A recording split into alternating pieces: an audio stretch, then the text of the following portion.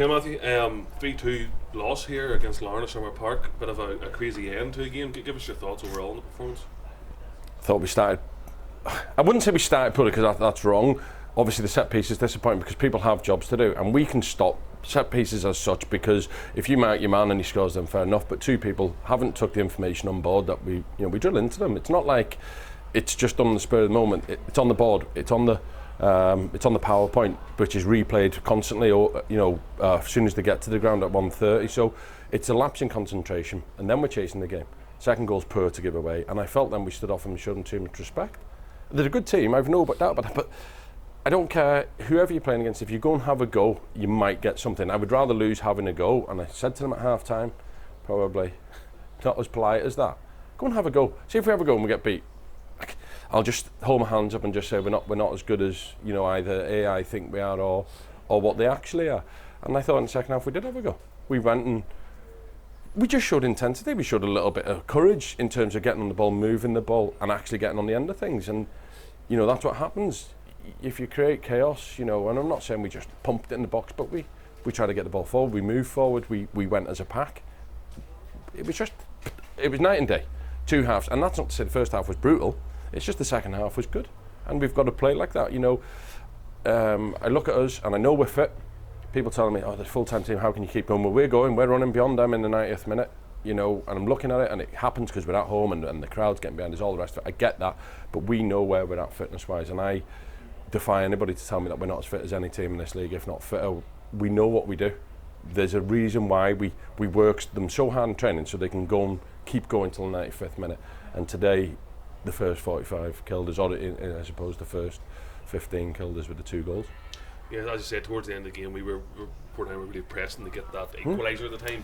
It left us a wee bit open at the time at the back, but that's going to happen. Of course it is. Look, you're going to have to sacrifice something. It's 2-1 to us, and we're going to have to. We're chasing it, as you say. But that's why football can be a bit false, because it looks like that, because they're probably sitting in and things like that. Because we've had it the opposite way, and people say, they're looking fit and they're chasing it in the 90th minute. Obviously, we're 2-1 down, which turned into 3-1 down.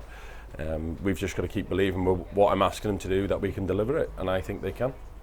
The third goal for Larne was in the end the winner, and there was controversy over it. Give us your thoughts on it. Well, for me, there's no controversy over it. The guy's offside, and it's plain as day, so there's no controversy in that. It's made controversial by the decision to not give it offside, so that's where the controversy comes. The guy's made a mistake. I'm sure they'll look at it and assess it. People make mistakes all the time. Look, referees, they make more decisions per minute than any player on the pitch. It doesn't mean that I'm not frustrated and annoyed, because it's cost us. I'm not saying we would have gone up and scored after that. We don't know what would have happened after that. There was 2 minutes left to go, and we were chasing the game. The second goal kind of becomes irrelevant, because you can't say if that didn't go in we would have scored the second, because we don't know. Referees, they get paid to make decisions, as do I.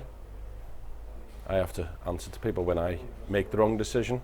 We lose the game, I have people to answer to, be it the board and the fans. Now the referees have to answer to somebody. Not me, they'll have to answer to their boss and explain to them why they made such an error there that cost us a goal. And I'm not hammering them here, I'm just saying that this is the way it is, and the guy, if he comes and says he's made a mistake, I'll shake his hand and we move on, because I can't get that game back. But in the heat of the moment, obviously, we're raging, because boys have put the bodies on the line. There was a stage, there was so many blocks, there was I know we were doing it right, but I was like, that's quite good, isn't it? Because there was boys throwing themselves in front of it, and we don't want to do that. We don't want to defend it. We want to be making them do that. But sometimes you have to do it, and it showed me that the boys have a little bit of passion for what they're doing out there. Rory Grocery got his first goal of the season. It's good to see him get off the mark. He's looked really sharp this year when he comes. Yeah, and I thought he played really well again today. I thought Oshin came in and done super after backed up Tuesday's performance with another good performance. And look, we hope to see that now, on a continual basis. Maybe we protected him a wee bit last year. But I think now, if I say to Oshin I'm resting him, I think he might actually come and knock my door down or me out, one or the other. So I think it's time to let him off the leash and just let him go and play. Yeah. So after the poor result midweek, we bounced back with a good performance today. But at the end of the day, we got the same amount of points. Yeah, we got nothing for it. However, there's things that I can look, and I told you this after the game on Tuesday. It wasn't all doom and gloom, because I know what we can do, and I felt at stages we could do, but obviously we were sucker punched a couple of times. That's something we're going to have to counteract. We're going to have to work on that this week, because we can't afford, if we do concede a goal, to drop. You know, it happened a couple of times last year, and then towards, you know, after Christmas, certainly, I was going to say the second half of the season, but it wasn't really, because we only played about 8 games up 10, but certainly the turn of the new year towards the end of the season, we eradicated that. You know, is it personnel? Is it style of play? You know, it's something for me to think of and look at, because when we see what we can do, you know, that shouldn't happen. We've got a little bit of bravery about us, so it's something now I'll look at over the weekend, watch that game back and assess it. Linfield next Saturday, but you've got the Middlesbrough Cup in the middle. Yeah, the Middlesbrough. Middlesbrough. Look, it'll be the under-20s, maybe. Jedron will play, and Sam Ward might get a half a game, because obviously he's been out for a long time over the course of pre-season.